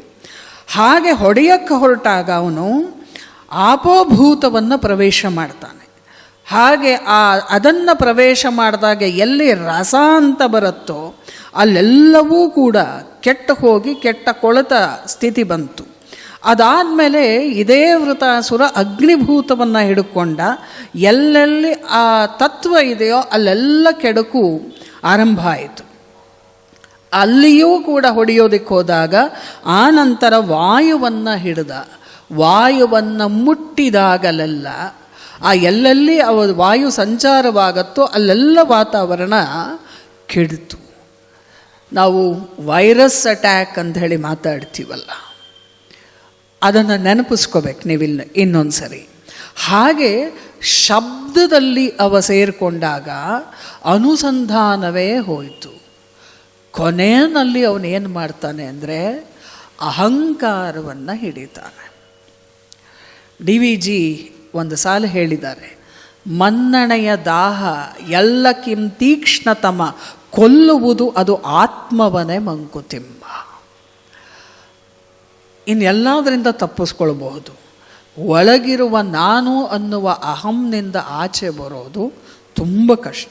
ಮಿಕ್ಕಿದನ್ನೆಲ್ಲ ಹೇಗೋ ಸರಿ ಮಾಡಿಕೊಳ್ಳೋಕ್ಕೆ ಒಂದಷ್ಟು ಕಷ್ಟಪಟ್ಟರೆ ಆಗತ್ತೆ. ನಾನು ಅನ್ನುವುದನ್ನು ತೆಗೆದು ಹಾಕೋದಿದೆಯಲ್ಲ ಒಳಗಡೆಯಿಂದ, ಅದನ್ನು ಆಗೋದಿಲ್ಲ ಅಂತ ಗೊತ್ತಾಗಿ ಇವನು ಅಹಂಕಾರವನ್ನು ಆಶ್ರಯಿಸಿದ. ಅಂದರೆ ಇಂದ್ರನೊಳಗೆ ಪ್ರವೇಶವಾಯಿತು. ಇಂದ್ರನಿಗೆ ನಾನು ಅಂತ ಇರೋದರಿಂದ ಸ್ವರ್ಗದ ಆಧಿಪತ್ಯವನ್ನು ಮಾಡಲಿಕ್ಕಾಗ್ತಾ ಇದ್ದು. ಕೊನೆಗೆ ಬ್ರಹ್ಮನನ್ನು ಕೇಳಿಕೊಂಡೆ, ನಾನು ಏನು ಮಾಡಲಿ ಇವಾಗ ಅಂತ. ಬ್ರಹ್ಮ ಒಂದು ಉತ್ತರ ಕೊಟ್ಟ, ಯಾವನು ಅಹಂಕಾರವನ್ನು ಗೆದ್ದಿರುವನಿದ್ದಾನೋ ಅವನು ಮಾತ್ರ ನಿನ್ನ ವ್ಯಾಧಿಯನ್ನು ಪರಿಹರಿಸಬಲ್ಲ. ಈ ಜಗತ್ತಲ್ಲಿ ಅಹಂಕಾರವನ್ನು ಗೆದ್ದವನು ಯಾವನು ಅಂತ ಹೇಳಿದ್ರೆ ಅದು ಮಹರ್ಷಿ ವಸಿಷ್ಠರು. ನಾನು ಅವರ ಹತ್ರ ಹೋದಾಗ ವಸಿಷ್ಠರು ನಕ್ಬಿಟ್ಟು ಹೇಳ್ತಾರೆ, ಇದು ಯಾವ ಮಹಾ ದೊಡ್ಡ ಕೆಲಸ ಅಹಂಕಾರವನ್ನು ಆಚೆಗೆ ತೆಗೆಯೋದು ಅಂತ ಹೇಳಿ ಅವರ ಕಲಶೋದಕವನ್ನು ನನ್ನ ಮೇಲೆ ಹಾಕಿದ ತಕ್ಷಣ ನಾನು ನಿರಹಂಕಾರಿಯಾದೆ. ಇದಕ್ಕೆ ನನಗೆ ನಾನೇ ಸಾಕ್ಷಿ. ಆಗ ನಾನು ವರ ಕೊಡ್ತೀನಿ ಅಂದಾಗ ಅವರು ಹೇಳಿದ್ರು, ನನಗೇನೂ ಬೇಕಾಗಿಲ್ಲ, ನಿನಗೆ ಬೇಕಾದರೆ ನೀನೇ ವರ ಕೊಟ್ಟುಕೊಂಡು ಹೋಗಬಹುದು ಅಂಥೇಳಿ. ಅದಕ್ಕೆ ಅವರು ನಂದಿನಿಯನ್ನು ಬೇಡ ಅಂಥೇಳಿ ಅಂದರೂ ಕೂಡ ನಾನು ನೀವು ಇಟ್ಕೊಳ್ಳೇಬೇಕು ಅನ್ನುವುದನ್ನು ನಾನು ಹೇಳದೆ. ಭ್ರಾಂತಿ ಇವತ್ತು ಆತನಿಗೆ ಬಂದಿದೆ. ಭ್ರಾಂತಿ ಮತ್ತು ಅಹಂಕಾರವಿಲ್ಲದೆ ಇರುವ ಸ್ಥಿತಿ ಇದೆಯಲ್ಲ, ಅದು ತುಂಬ ತುಂಬ ಕಷ್ಟ. ಈ ದುಃಖ ಅನ್ನುವುದನ್ನು ಕಳ್ಕೊಳ್ಳೋದು ಹೇಗೆ? ದುಃಖ ಯಾಕೆ ಆಗುತ್ತೆ? ಇದು ಮೊದಲನೇ ಪ್ರಶ್ನೆ. ದುಃಖವನ್ನು ನಾವು ಹೇಗೆ ಅಂದ್ಕೊಳ್ಬೇಕು ಅಂದರೆ, ಅಜ್ಞಾನ ಎಲ್ಲಿರುತ್ತೋ ಅದು ದುಃಖಕ್ಕೆ ಮೂಲ. ಜ್ಞಾನ ಇದ್ದರೆ ದುಃಖ ಇರೋಲ್ಲ. ಅಜ್ಞಾನ ಬಂದ ತಕ್ಷಣ ದುಃಖ ಅನ್ನುವುದು ಅದರ ಪಾಡಿಗೆ ಅದು ಬಂದುಬಿಡುತ್ತೆ. ಇದನ್ನು ಭ್ರಮೆ ಅಂತ ಹೇಳಿ ಕರೀತಾರೆ. ಅದಕ್ಕೆ ಪದೇ ಪದೇ ಬೃಹದಾರಣ್ಯಕದಲ್ಲಿ ಹೇಳುವಂಥ ಮಾತು ಗೊತ್ತಿರೋದೆ, ಅಸತೋಮ ಸದ್ಗಮಯ ತಮಸೋಮ ಜ್ಯೋತಿರ್ಗಮಯ ಮೃತ್ಯೋರ್ಮ ಅಮೃತಂಗಮಯ. ಅದಷ್ಟೇ ಅಲ್ಲ, ದ್ವಿತೀಯಾದ್ವೈ ಭಯಂ ಭವತಿ. ಇನ್ನೇನೋ ಇದೆ ಅಂತ ಗೊತ್ತಾದಾಗ ಭಯ ಹುಟ್ಟೋದಕ್ಕೆ ಶುರುವಾಗತ್ತೆ, ದುಃಖ ಆಗಕ್ಕಾಗತ್ತೆ. ಆದರೆ ತೇನ ತ್ಯಕ್ತೇನ ಭುಂಜಿತ, ಈಶಾವಾಸ್ಯ ಉಪನಿಷತ್ತಿನ ಮಾತು. ಬಿಟ್ಟ ಮೇಲೆ ಅತಿಯಾದ ಮೋಹ ಬೇಡ. ಯಾವುದರ ಮೇಲೂ ಮೋಹ ಬೇಡ. ಎಷ್ಟು ಬೇಕೋ ಅಷ್ಟಕ್ಕೆ ಇಟ್ಕೊಂಡ್ರೆ ಜಗತ್ತನ್ನು ಅದರಿಂದ ಹೆಚ್ಚಿನ ನೋವಾಗಲ್ಲ. ಎಲ್ಲಿ ನಿರೀಕ್ಷೆ ಇರುತ್ತೋ ಅಲ್ಲಿ ನೋವು 100ಕ್ಕೆ 1000% ಶತಸಿದ್ಧ. ನಿರೀಕ್ಷೆ ಅದು ಸ್ವಂತದವರಿಂದ ಆಗಬಹುದು, ಬೇರೆಯವರಿಂದ ಆಗಿರಬಹುದು. ನಿರೀಕ್ಷೆಗಳನ್ನಿಟ್ಕೊಂಡ ತಕ್ಷಣ ನಮಗೆ ಬಂದುಬಿಡತ್ತೆ. ಹಾಗಿದ್ರೆ ತ್ಯಾಗ ಅಂದರೆ ಏನು? ನಾವೇನೋ ದಾನ ಮಾಡ್ತೀವಲ್ಲ, ಅದಂತಲ್ಲ. ತ್ಯಾಗ ಅಂದರೆ ಅದನ್ನು ಬಿಟ್ಟು ಬಿಡೋದು, ಮೋಹವನ್ನು ದಾಟೋದು. ಯಾರ್ಯಾರು ದಾಟಿದವರಿದ್ದಾರೆ ಮೋಹವನ್ನು ಅಂದರೆ ಅದಕ್ಕೆ ಒಳ್ಳೆಯ ಉದಾಹರಣೆ దేవుడు ಅವರೇ ಅತ್ಯದ್ಭುತವಾದಂತಹ ಉದಾಹರಣೆ. ಬೆಳಗೆರೆ ಕೃಷ್ಣಶಾಸ್ತ್ರಿಗಳ ಸಮಗ್ರ ಸಾಹಿತ್ಯದಲ್ಲಿ 100ರ ನೆನಪು ಅಂಥೇಳಿ ಒಂದು ಪುಸ್ತಕ ಇದೆ. ಅದರಲ್ಲಿ ಕೃಷ್ಣಶಾಸ್ತ್ರಿಗಳೇ ಎಲ್ಲವನ್ನು ದಾಟಿದಂಥವರು. ನಿಮಗೆ ಸ್ವಲ್ಪ ಮಟ್ಟಿಗೆ ಪರಿಚಿತರು ಅಂತ ನಾನು ಭಾವಿಸ್ತೇನೆ. ಬೆಳಗೆರೆ ಕೃಷ್ಣಶಾಸ್ತ್ರಿಗಳ ಹೆಸರು ಕೇಳಿದ್ದೀರಿ. ಅವರು దేవుడు ಅವರ ಜೊತೆಗೆ ಒಂದು ಸಂದರ್ಭವನ್ನು ಹಂಚಿಕೊಳ್ತಾರೆ. ಅದನ್ನು ಹೇಳಲೇಬೇಕು. ತ್ಯಾಗ ಮತ್ತು ಅಜ್ಞಾನವನ್ನು ದಾಟೋದು ಹೇಗೆ ಅಂಥೇಳಿ. ಕೃಷ್ಣಶಾಸ್ತ್ರಿಗಳು ಒಂದ್ಸರಿ ಲಾಲ್ಬಾಗ್ ದಾರಿಯಲ್ಲಿ ಹೋಗ್ತಿರ್ತಾರೆ ಬೆಂಗಳೂರಿನಲ್ಲಿ. ಎದುರುಗಡೆಯಿಂದ ದೇವುಡು ಬರ್ತಾರೆ. ದೇವುಡು ಬಂದವರು ಹೇಳ್ತಾರೆ, ಮುಂದಿನ ವಾರ ಏನೋ ಇದೆ ಕೆಲಸ ನಿನಗೆ ಅಂತ. ಏನಿಲ್ಲ, ಹಾಗೆ ಉಡುಪಿನಲ್ಲಿ ನಮ್ಮದೊಂದು ಉಪನ್ಯಾಸ ಇದೆ, ನೀನು ಬಂದುಬಿಡು, ನನಗೆ ಒಟ್ಟಿಗೆ ಹೋಗಿ ಬಂದುಬಿಡೋಣ ಅಂತ ಹೇಳಿದ್ರು. ಕೃಷ್ಣಶಾಸ್ತ್ರಿಗಳಿಗೆ ಏನು ಅಂದರೆ 2 ರಿಂದ 3 ದಿವಸ ದೇವುಡು ಜೊತೆ ಇರೋದು ಅನ್ನೋದೇ ಸೌಭಾಗ್ಯ ಅಲ್ಲವೇ. ಹೋದ್ರಾಯಿತು ಅಂತ ಇವರು ಕೂಡ ಹೊರಟರು. ಕಡೂರಿಗೆ ರೈಲು ಬರ್ತಾ ಇತ್ತು. ಹಾಗೆ ಆ ರೈಲು ಪ್ರಯಾಣ ಅದು. ಇವರು ಬೆಂಗಳೂರಿಂದ ದೇವುಡು ಮತ್ತು ಅವರ ಪತ್ನಿ ಗೌರಮ್ಮ ಇಬ್ಬರೂ ಕೂಡ ಬೆಂಗಳೂರಿಂದ ಹೊರಟರು. ಇವರು ಕಡೂರಿನಲ್ಲಿ ರೈಲು ಹತ್ತಿದ್ರು. ಉಡುಪಿಯಿಂದ ಕಡೂರಿಗೆ ಬಂದರು. ಬಂದ ತಕ್ಷಣ ಅಲ್ಲಿ ಕಾರ್ ಬಂದಿತ್ತು. ಅಲ್ಲಿಂದ ಉಡುಪಿಗೆ ಹೋದರು. ಸಂಜೆ ಹೊತ್ತಿಗೆ ಉಡುಪಿಯ ಮಠಕ್ಕೆ ತಲುಪಿದ್ರು. ಅಲ್ಲಿ ಪೂಜೆ ಕೂಡ ಆಯಿತು. ಉಪನ್ಯಾಸಕ್ಕೆ ಬಹಳ ದೊಡ್ಡ ವೇದಿಕೆ ಸಿದ್ಧವಾಗಿತ್ತು. ಒಂದು ದೊಡ್ಡ ಸಭೆ, ಸಾವಿರಾರು ಜನ ಸೇರಿದಂತಹ ಸಭೆ ಎಲ್ಲವೂ ಸಿದ್ಧ ಆಗಿತ್ತು. ಅವರು ವೇದಿಕೆ ಹತ್ತಿರ ಹೋಗುವಷ್ಟರಲ್ಲಿ ದೇವುಡು ಕೈಗೆ ಒಂದು ಟೆಲಿಗ್ರಾಮ್ ಬಂದಿತ್ತು ವೈಯಕ್ತಿಕವಾಗಿ. ಅದನ್ನು ತಗೊಂಡ್ರು, ಓದಿದ್ರು, ಜೋಬಲ್ಲಿ ಇಟ್ಕೊಂಡ್ರು. ಅವರು ನಾನು ಅಲ್ಲೇ ಇದ್ನಲ್ಲ, ಇದು ಕೃಷ್ಣಶಾಸ್ತ್ರಿಗಳ ಮಾತು. ಅವ್ರು ಹೇಳಿದ್ರು, ಏನದು ಅಂತಂದರೆ, ಅಯ್ಯೋ ಯಾವುದೋ ಪ್ರಕಾಶನ ಸಂಸ್ಥೆಯವರಪ್ಪ, ಅದೇನೋ ತುರ್ತಾಗಿ ಬೇಕಾಗಿದೆಯಂತೆ ಪುಸ್ತಕ, ಹಾಗಾಗಿ ಕೊಡಬೇಕಾಗಿದೆ ಅಂದರು. ಸರಿ, ಉಪನ್ಯಾಸ ಆರಂಭ ಆಯಿತು. ನಮ್ಮಿಂದ ಏನಾದ್ರು ಸಹಾಯ ಆಗಬೇಕಾ ಅಂತ ಆಯೋಜಕರು ಕೇಳಿದ್ರು. ಏನೂ ಬೇಕಾಗಿಲ್ಲ, ಮುಗಿದ ತಕ್ಷಣ ನನಗೆ ಕಾರಿನ ವ್ಯವಸ್ಥೆ ಮಾಡಿ ಕಡೂರಿಗೆ ವಾಪಸ್ ಮುಟ್ಟಿಸ್ಬೇಕು, ಅಲ್ಲಿ ಮತ್ತೆ ಬೆಂಗಳೂರಿಗೆ ರೈಲಿದೆ, ನಾನು ಅದರಲ್ಲಿ ಹೋಗಬೇಕಾಗಿದೆ ತುರ್ತು ಅಂತ. ಆವತ್ತು ದೇವುಡು ಮಾಡಿದ ಉಪನ್ಯಾಸ ಇತ್ತಲ್ಲ, ಕೃಷ್ಣಶಾಸ್ತ್ರಿಗಳು ಬರೀತಾರೆ, ಹಲವು ಬಾರಿ ನಾನು ಕೇಳಿದ್ದೆ, ಆದರೆ ಆವತ್ತಿನ ವ್ಯಾಖ್ಯಾನದ ವೈಖರಿಯೇ ತುಂಬ ಬೇರೆಯಾಗಿತ್ತು. ಜನ ಅದು ಎಷ್ಟು ಸಂತೋಷಪಟ್ಟರು ಅಂತ ಹೇಳೋದಕ್ಕೆ ಆಗೋದೇ ಇಲ್ಲ. ಅಷ್ಟೂ ಚೆನ್ನಾಗಿ ಎಲ್ಲರೂ ಮುತ್ಕೋತಿದ್ದಾರೆ ಅವರನ್ನು ಮಾತಾಡ್ಸೋಕ್ಕೆ. ಆದರೆ ಅವ್ರಿಗೆ ಹೊರಡೋದು ಅನಿವಾರ್ಯವಾಗಿತ್ತು. ಇನ್ನೊಂದು ಸರಿ ಬಂದು 4 ದಿನ ಇರ್ತೀನಿ ಅಂತ ಹೇಳಿ ಬೆಂಗಳೂರಿಗೆ ಹೊರಟರು. ನನ್ನನ್ನು ಅಂದರೆ ಕೃಷ್ಣಶಾಸ್ತ್ರಿಗಳನ್ನು, ನೀನು ನನ್ನ ಜೊತೆ ಬೆಂಗಳೂರಿಗೆ ಬರಬೇಕು ಅಂಥೇಳಿ ಕರ್ಕೊಂಡು ಹೋದರು. ಸರಿ, ಕೂತಿದ್ರಲ್ಲ ರೈಲಲ್ಲಿ, ಗೌರಜ್ಜಿನ ಕೇಳಿದ್ರು, ಹೇಗಿತ್ತು ನಂದು ಉಪನ್ಯಾಸ ಇವತ್ತು, ಚೆನ್ನಾಗಿತ್ತೋ ಹೇಗೆ ಅಂತ. ಗೌರಮ್ಮನವ್ರು ಹೇಳ್ತಾರೆ, ಅದೇನೋ ಗೊತ್ತಿಲ್ಲ, ನೀವು ಇಷ್ಟು ಚೆನ್ನಾಗಿ ಗೀತೆ ಮೇಲೆ ಯಾವತ್ತೂ ಉಪನ್ಯಾಸ ಮಾಡಿರಲಿಲ್ಲ, ಅಷ್ಟೂ ಸೊಗಸಾಗಿ ಉಪನ್ಯಾಸ ಮಾಡಿದ್ರಿ ಅಂತ ಹೇಳಿದ್ರು. ಇಷ್ಟು ನಿನಗೆ ವಿಮರ್ಶೆ ಮಾಡೋಕ್ಕೆ ಬರುತ್ತೆ ಅಂದಮೇಲೆ ಇನ್ನು ಮುಂದಕ್ಕೆ ನೀನೇ ನನಗೆ ಉಪನ್ಯಾಸ ಮಾಡು ಕೂರಿಸಿ ಅಂತಂದರು. ಗೌರಮ್ಮನವ್ರು ನಗ್ನಗ್ತಾ, ಆಯ್ತು ಅದಕ್ಕೇನಂತೆ, ಹಾಗೆ ಆಗಲಿ ಅಂತ ಅಂದರು. ಬೆಂಗಳೂರು ಬಂತು. ಶಂಕರಮಠ ಗೊತ್ತಲ್ಲ, ಜಟಕಾದಲ್ಲಿ ಅಲ್ಲಿವರೆಗೆ ಹೋದರು. ಗೌರಜ್ಜಿನ ಅಲ್ಲಿ ಕೂಡಿಸ್ಬಿಟ್ಟು ಮೆಟ್ಲ ಮೇಲೆ ಕೂತ್ಕೊಂಡು ಕೃಷ್ಣಶಾಸ್ತ್ರಿಗಳನ್ನು ಪಕ್ಕಕ್ಕೆ ಕರೆದುಬಿಟ್ಟು, ನಾನು ಯಾಕೆ ನಿಮ್ಮನ್ನ ಜೊತೆಗೆ ಬರೋಕ್ಕೆ ಹೇಳಿದೆ ಗೊತ್ತಾ ಅಂದರು. ಸರಿ, ಯಾಕೆ? ಟೆಲಿಗ್ರಾಮ್ ಬಂತು ಗೊತ್ತಾ? ಹೌದು, ಯಾವುದೋ ಪ್ರಕಾಶನ ಸಂಸ್ಥೆದು ಅಂದ್ರಲ್ಲ, ಹಸ್ತಪ್ರತಿ ಕೊಡಬೇಕು ಅಂತ ಕಾಣುತ್ತೆ.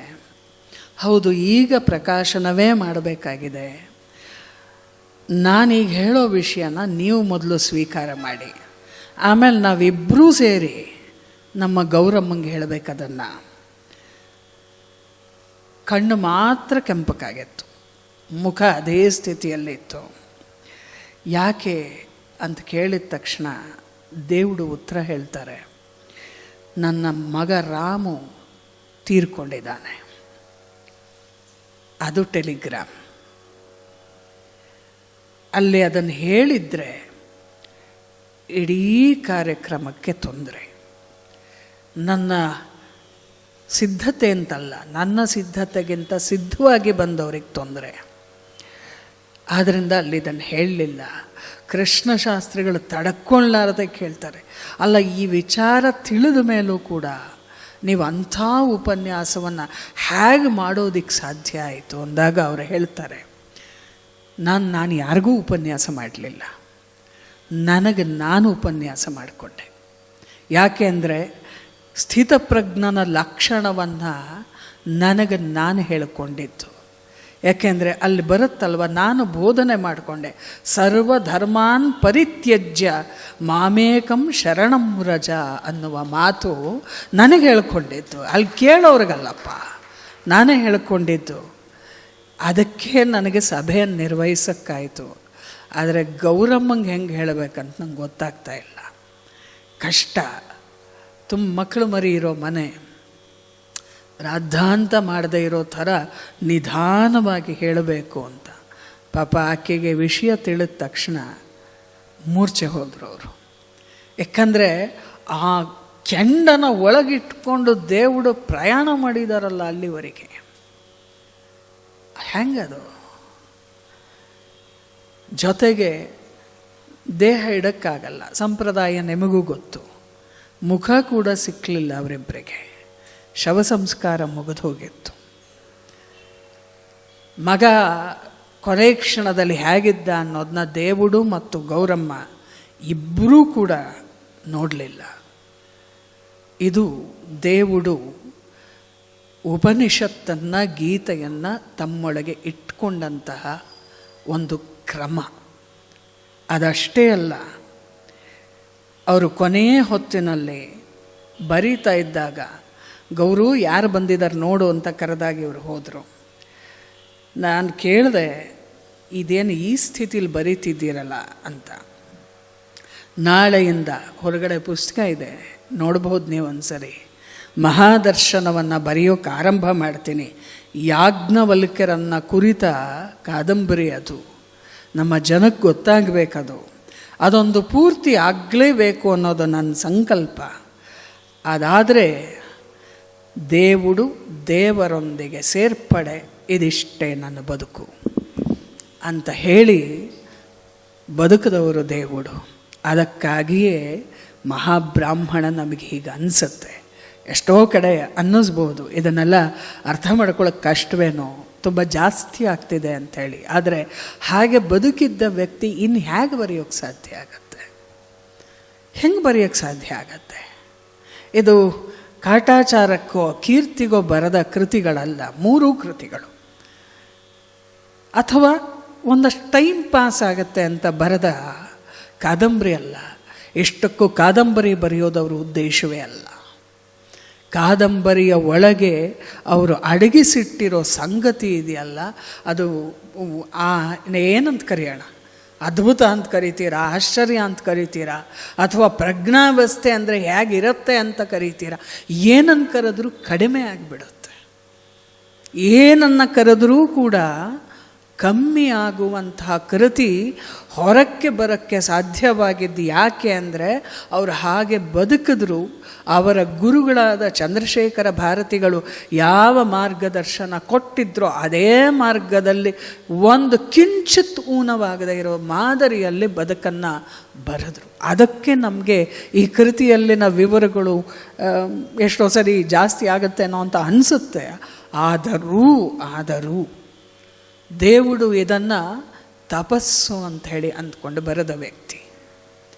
ತಪಸ್ಸಿಗಾಗೆ ಕೂತೆ ಅವರದನ್ನು ಬರೆದು ಮುಗಿಸಿತ್ತು. ಹಾಗಾಗಿ ಈ ದುಃಖವನ್ನು ನಿವಾರಿಸೋದಿದೆಯಲ್ಲ, ಭ್ರಾಂತಿಯಿಂದ ಹೊರಗಡೆ ಬರೋದು, ಅದು ಬಹಳ ದೊಡ್ಡ ಕಷ್ಟ. ಅದಕ್ಕೆ ಏನೆಲ್ಲ ಮಾಡಬೇಕಂದ್ರೆ ಬೀಜವಾದ ರುಕ್ಕನ್ನು ಸಾಮವಾಗಿ ಮಾಡುವಂಥದ್ದು. ಇಲ್ಲಿ ವಿಸ್ತಾರವಾದ ವಿವರಣೆಯನ್ನು ಕೊಟ್ಟಿದ್ದಾರೆ. ಚಿತ್ವಾರಿ ವಾಕ್ ಪದ ಪರಿಮಿತಾನಿ ಅನ್ನುವ ರುಕ್ ಸಂಗೀತ ಬಲ್ಲವರು ಅಥವಾ ಮಂತ್ರಗಳನ್ನು ಶ್ರುತಿಯ ಜೊತೆಯಲ್ಲಿ ಹೇಳುವ ಅಭ್ಯಾಸವಿದ್ದರೆ, ವಿಶೇಷವಾಗಿ ರುದ್ರ ಮತ್ತು ಚಮೆಯನ್ನು ನೀವು ಮಧ್ಯಮದ ಶ್ರುತಿಯಲ್ಲಿಟ್ಕೊಂಡು ಹೇಳ್ತಾ ಹೋದರೆ ಅನಾಹತನಾದದ ಪರಿಕಲ್ಪನೆ ಖಂಡಿತ ಬರುತ್ತೆ. ಈ ಯಾವ ಶ್ರುತಿಯನ್ನು ಯಂತ್ರಗಳ ಅಥವಾ ತಂಬೂರಿಯ ಯಾವ ಶಬ್ದವೂ ಇಲ್ಲದಿದ್ದರೂ ಕೂಡ ನಾವು ಕುಳಿತ ಕಡೆಯಲ್ಲಿ ತಂಬೂರಿಯ ನಾದ ಭಾಳ ಸ್ಪಷ್ಟವಾಗಿ ಕೇಳ್ತಾ ಹೋಗುತ್ತೆ. ಯಾಕಂದರೆ ಅವರು ಬರೆದಿರೋದನ್ನು ಹೇಳ್ತೇನೆ, ಸಮಯವೂ ಕೂಡ ಮುಂದಕ್ಕೆ ಹೋಗ್ತಾ ಇದೆ. ಈ ಸರಸ್ವತಿ ವರ್ಣಾತ್ಮಕವಾಗಬೇಕಾದರೆ ಆಕಾಶದಲ್ಲಿ ಪಸರಿಸಿದಾಗ ಗಣಪತಿಯ ವ್ಯೂಹ ಆಗತ್ತೆ. ಹಾಗೆ ಆದಾಗ ಅದು ಆಹತ ತತ್ಸಬ್ ಅನ್ನುವಂತಹ ಆಹತ ಶಬ್ದವಾಗಿ ಅದು ನಾಭಿಯಲ್ಲಿ ಪ್ರಕಟವಾಗತ್ತೆ. ತ್ಯಾಗರಾಜರ ಒಂದು ಕೃತಿ ಇದೆ, ನಾಭಿ ಹೃತ್ ಕಂಠರಸನ ಅಂತ ಹೇಳಿ, ಶೋಭಿಲ್ಲು ಸಪ್ತಸ್ವರ ಅನ್ನುವ ಕೀರ್ತನೆ. ಅದು ನಾದದಲ್ಲಿ ನಾಭಿ ಬರುತ್ತಲ್ಲ, ಆವಾಗ ಅದು ಯೋಗಿಗಳಿಗೆ ಮಾತ್ರ ಪ್ರತ್ಯಕ್ಷವಾಗತ್ತೆ. ಅದನ್ನು ಪರಾ ಅಂತ ಹೇಳಿ ಕರೀತಾರೆ. ಅದೇ ಬೀಜಸ್ಥಾನ, ಇಲ್ಲಿಂದ ಆರಂಭವಾಗಬೇಕು. ಅದು ಮೇಲಕ್ಕೆದ್ದದ್ದು ಹೃದಯದ ಹೊತ್ತಿಗೆ ಬಂದಾಗ ಪಶ್ಯಂತಿ ಅನ್ನುವ ರೂಪವನ್ನು ಪಡ್ಕೊಳ್ಳುತ್ತೆ. ಅದಾದಮೇಲೆ ಆ ಪರಾ ಅನ್ನಿಸ್ಕೊಂಡಂತಹ ವಾಕ್ ನಮ್ಮ ಜ್ಞಾನೇಂದ್ರಿಯಗಳಿಗೆ ಗೋಚರವಾಗಿ ಪಶ್ಯಂತಿಯಾಗತ್ತೆ.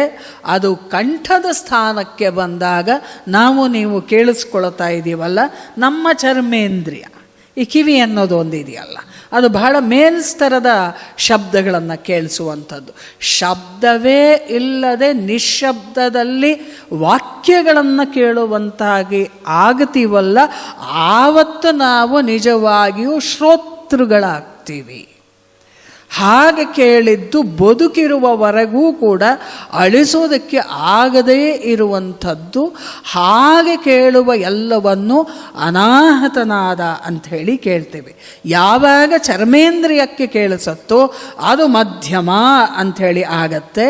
ಇದನ್ನೇ ಸಂಗೀತ ಅಂತ ಹೇಳಿ ಕರೆಯೋದು. ಅದಕ್ಕೆ ಸುಗೀತಂ ಸಂಗೀತಂ ಅಂತ ಹೇಳಿ ಕರೀತಾರೆ. ಇಲ್ಲಿ ಶಬ್ದ ಪ್ರಕಟವಾಗಬೇಕಾದ್ರೆ 16 ನಾಡಿಗಳಿರೋದ್ರಿಂದ ಸಂಗೀತ ಶಾಸ್ತ್ರದಲ್ಲಿಯೂ ಕೂಡ 16 ಶುದ್ಧ ಮಧ್ಯಮ ರಾಗಗಳು ಮತ್ತು ಪ್ರತಿ ಮಧ್ಯಮ ರಾಗಗಳು. ಇದನ್ನು ಇಲ್ಲಿವರೆಗೆ ಬದಲು ಮಾಡೋಕ್ಕಾಗಿಲ್ಲ. ಅದೇ ಚಕ್ರಗಳಿದೆ, ಅದರಲ್ಲೇ ಮಿಕ್ಕ ಎಲ್ಲ ಮೇಳಕರ್ತ ರಾಗಗಳು ಆಗಿ ಜನ್ಯ ರಾಗಗಳು, ವಕ್ರ, ಔಡವ, ಷಾಡವ, ಸಂಪೂರ್ಣ ರಾಗಗಳೆಲ್ಲ ಪ್ರಕಟ ಆಗಿರುವಂಥದ್ದು. ಹೀಗೆ ಅನಾಹತನಾದದ ಶಬ್ದ ಸಪ್ತಸ್ವರವಾಗತ್ತೆ.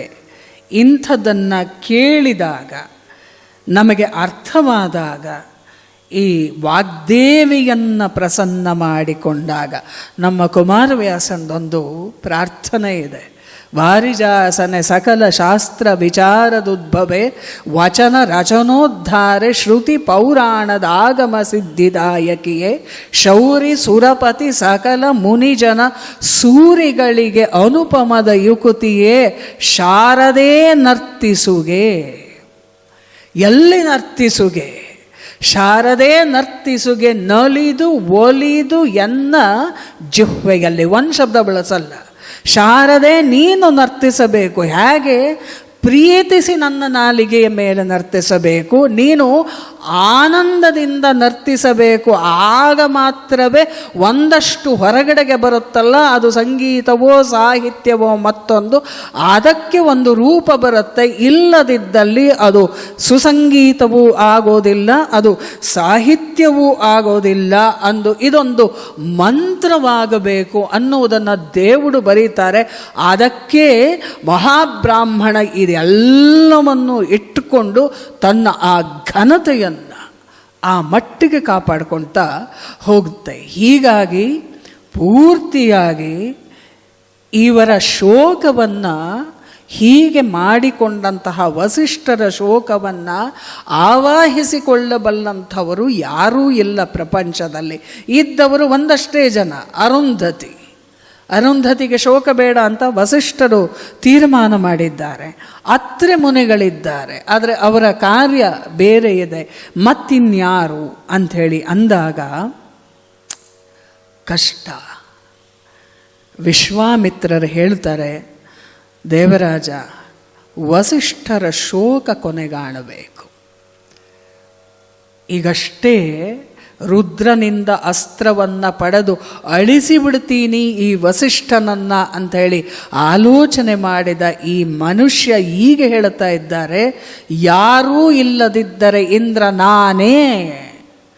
ವಸಿಷ್ಠರ ಶೋಕವನ್ನು ಆತುಕೊಳ್ತಾ ಇದ್ದೀನಿ. ನಾನು ಮುಂದೆ ಯಾವ ತಪಸ್ಸನ್ನು ಮಾಡ್ತೀನೋ ಅದೆಲ್ಲದರ ಹೊಣೆ ವಸಿಷ್ಠರ ಶೋಕವನ್ನು ತೆಗೆಯೋದಾಗತ್ತೆ.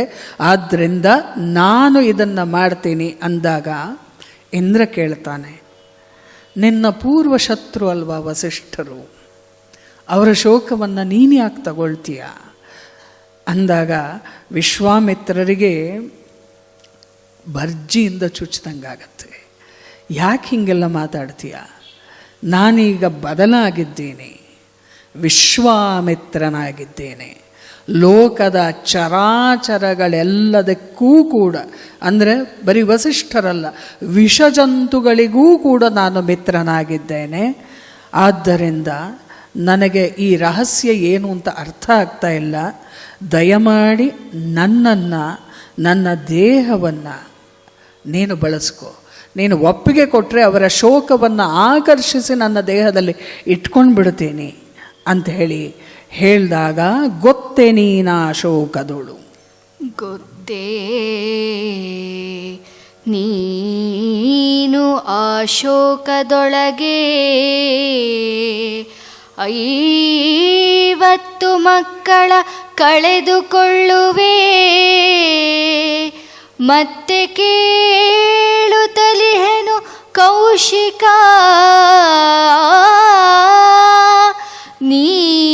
ನೀನಿದೊಪ್ಪುವೆಯ? ಕತ್ತನಾಡಿಸಿ ಮುನಿಯು ಮೌನದೊಳು ಇತ್ತ ಇಂದ್ರನಿಗೆ ಅವನ ಸಮ್ಮತಿ ಹೊತ್ತುಕೊಳ್ಳುವೆನಲ್ಲ. ಶೋಕವನೆನುತ ಧೈರ್ಯದೊಳು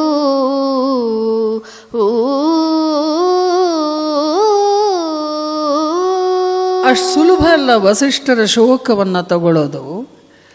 ಈ ಶೋಕ ತೀವ್ರತೆಯನ್ನು ಕಡಿಮೆ ಮಾಡಿದ್ರೂ ಕೂಡ ಶೋಕಶೇಷವನ್ನು ನೀನು ಅನುಭವಿಸಬೇಕು. ಅಂದರೆ 100 ಜನ ಮಕ್ಕಳನ್ನು ಕಳ್ಕೊಂಡ ವಸಿಷ್ಠರ ಶೋಕದಲ್ಲಿ ನಿನ್ನ 50 ಜನ ಮಕ್ಕಳನ್ನು ಬಲಿ ಕೊಡಬೇಕಾಗಿ ಬರುತ್ತೆ. ಸಿದ್ಧನಾಗಿದ್ದೀಯಾ? ಇದು ಇಂದ್ರನ ಪ್ರಶ್ನೆ. ವಿಶ್ವಾಮಿತ್ರರಿಗೆ ಅರ್ಥ ಆಗೋದಿಲ್ಲ. ಈಗ ಯಾವ ಪತ್ನಿಯೂ ಇಲ್ಲ ಅವರ ಜೊತೆಗೆ. ಈ 50 ಮಕ್ಕಳನ್ನು ಎಲ್ಲಿಂದ ತರೋದು? ಆದರೆ ಅದು ಏನಾದರೂ ಆಗಲಿ, ಈವಾಗ ನಾನು ವಸಿಷ್ಠರ ಶೋಕವನ್ನು ಖಂಡಿತ ನೋಡೋಣ ಮುಂದಕ್ಕೆ, ಆದರೆ ಶೋಕವನ್ನು ಆತುಕೊಳ್ಳೋದಕ್ಕೆ ಸಿದ್ಧನಾಗಿದ್ದೇನೆ ಅಂದ ತಕ್ಷಣ ಇಂದ್ರ ಹೇಳ್ದ, ನಿಜಕ್ಕೂ ನೀನು ವಿಶ್ವಾಮಿತ್ರನಾಗಲು ಯೋಗ್ಯನಾಗಿದ್ದೀಯೇ, ನಿನಗೆ ಮಂಗಳವಾಗಲಿ. ಆದರೆ ನೀನು ಯಾಕೆ ಸ್ವರ್ಗಕ್ಕೆ ಬರಬಾರದು ಅಂತ ಇಂದ್ರ ಕೇಳಿದ. 2 ದಿನ ಇದ್ದು ಬರುವಂತೆ ಬಾ ವಿಶ್ವಾಮಿತ್ರ ಅಂದಾಗ ವಿಶ್ವಾಮಿತ್ರರು ಹೇಳಿದ್ರು, ನೋಡಪ್ಪ, ನಿಮ್ಮ ಆ ಭೋಗ ಭೂಮಿಯಲ್ಲಿ ಬಂದು ನನಗೆ ಯಾವ ಕೆಲಸವೂ ಇಲ್ಲ. ನೀನಿಲ್ಲಿ ಬಂದಿದ್ದೀಯಲ್ಲ, ನನಗೆ ಅಷ್ಟು ಸಾಕು. ಭೋಗದೊಡೆಯನ ಮೈತ್ರಿ ಇರಲು ಸ್ವರ್ಗವೇ ನನ್ನೊಡನೆ ಇರುವುದು ಅಂತ ಹೇಳಿ ಭಾವಿಸಿದ್ದೇನೆ. ಸ್ವರ್ಗದ ಸಹವಾಸ ನನಗೆ ಬೇಡ ಅಂದಾಗ ಇಂದ್ರ ಹೇಳುತ್ತಾನೆ, ನೀನು ಸ್ವರ್ಗಕ್ಕೆ ಬರದಿದ್ದರೆ ಸ್ವರ್ಗವನ್ನೇ ನಿನ್ನ ಬಳಿಗೆ ಕಳುಹಿಸುತ್ತೇನೆ ಅಂತ ಹೇಳಿ ನಕ್ಕು ಇಂದ್ರ ಹೊರಟ. ವಿಶ್ವಾಮಿತ್ರರಿಗೆ ಅರ್ಥವಾಗಲಿಲ್ಲ ಅನ್ನುವುದರ ಜೊತೆಗೆ ಇಂದನ ಕಥಾನಕವನ್ನು ಸಮಾಪ್ತ ಮಾಡೋಣ. ಮತ್ತೆ ಸ್ವರ್ಗ ಈತನ ಬಳಿಗೆ ಬಂದದ್ದು ಹೇಗೆ ಅನ್ನುವುದರ ಪರಿಚಯವನ್ನು ನಾಳೆ ಮಾಡಿಕೊಳ್ಳೋಣ ಅಂತ ಹೇಳ್ತಾ ತಮ್ಮೆಲ್ಲರಿಗೂ ಕೃತಜ್ಞತೆಯನ್ನು ಸಲ್ಲಿಸಿ, ಈವರೆಗೆ ಸುಶ್ರಾವ್ಯವಾಗಿ ಹಾಡಿದ ನಮ್ಮ ಯುವ ಕಲಾವಿದೆಗೂ ಕೂಡ ತಮ್ಮ ಆಶೀರ್ವಾದವಿರಲಿ ಅಂತ ಕೇಳ್ತಾ ಇವತ್ತಿನ ಭಾಗವನ್ನು ಮುಕ್ತಾಯ ಮಾಡ್ತಾ ಇದ್ದೇವೆ. ನಮಸ್ಕಾರ, ಮಂಗಳವಾಗಲಿ.